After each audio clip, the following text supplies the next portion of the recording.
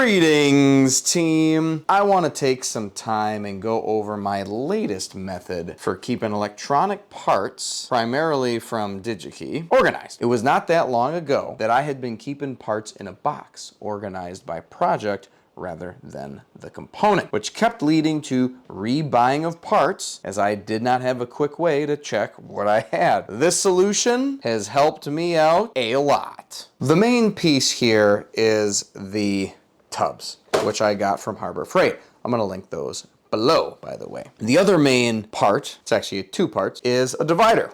Now you'll notice two types of dividers. I have one here that is meant to go only in the front. Still goes all the way down, of course, otherwise you wouldn't be able to see it. And then the second piece I have is a taller one with a little hole cut out. It acts kind of as a little handle for moving them around.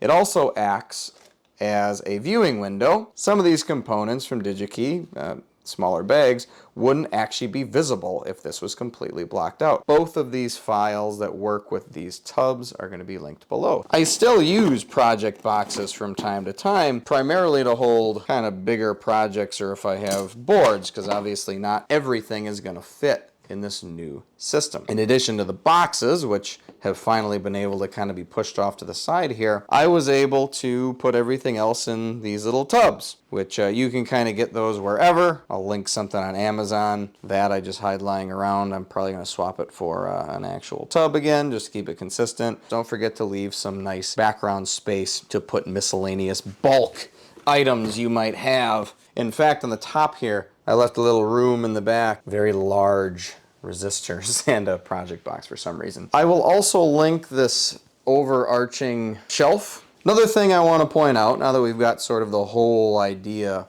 figured out here, I want to just make mention of the labeling system.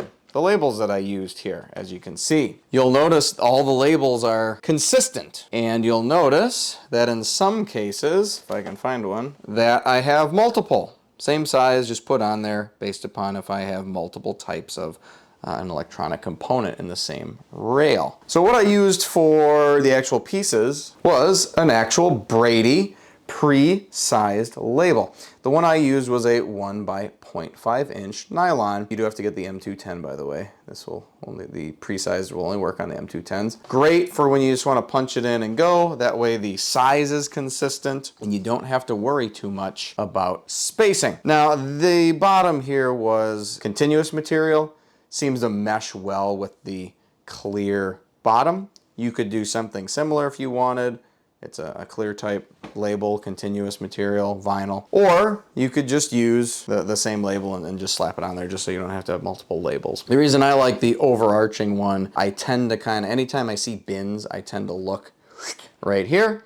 And then I'll start looking at contents. So this will always give me a quick miscellaneous, passive, and essentially active, I wanted to say, but then I decided to go with integrated circuits, you know. So, of course, you don't have to go with a Brady labeler, the Cadillac of labeling equipment. You could, of course, just use masking tape and write with a Sharpie. And if you ended up printing these white or even this gray one here, you could really just write with Sharpie right on there if you wanted to. What's nice about this type of system, it's modular.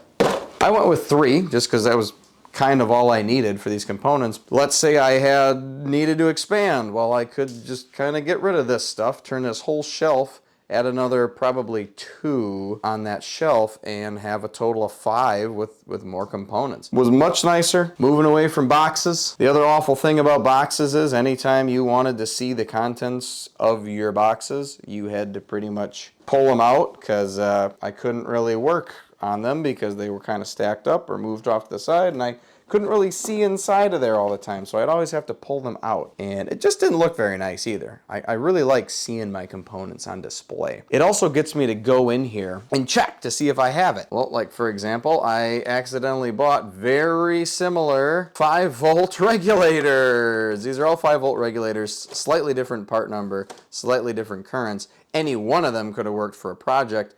I had not the heart to throw them away, but now, before I buy any regulators, 5 volt, 3 volt, 12 even, I have sitting in here, I'll go to my integrated circuits and power slot and go ahead and do a quick thumb through a couple of these. I know a lot of people take quorum with miscellaneous, but the reason I did miscellaneous is primarily so I could get by with just 3 of these bins so I didn't have to go too granular. Great thing for switches. Really, I could have marked this as a mechanical slot because the rest are LEDs, transmission type devices, be they through hole, like light pipes even. I even put light pipes in the transmission section.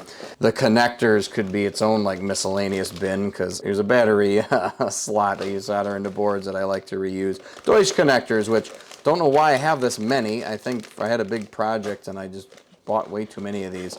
Don't know if I'm ever going to use these Deutsch connectors again, but you know what? I got the space, so they're gonna stay in there. I could go on and on about electronic storage, including the need for a hideaway cabinet. Even more miscellaneous nonsense that you don't quite want to organize, but you don't quite want to get rid of. Having a nice metal chassis because then you can put little magnets on there. It's also a nice thing to have. What the heck, I'll link that thing too in case you want to copy it over. Hope you got some inspiration to get organized with your electronic parts. And if you did so, why don't you leave me a comment and tell me if this is something you would do, or let me know how you organize your electronic parts or just your stuff for projects in general. So thank you for watching. Until next time, I'm the Ill-Informed Human. Bye-bye.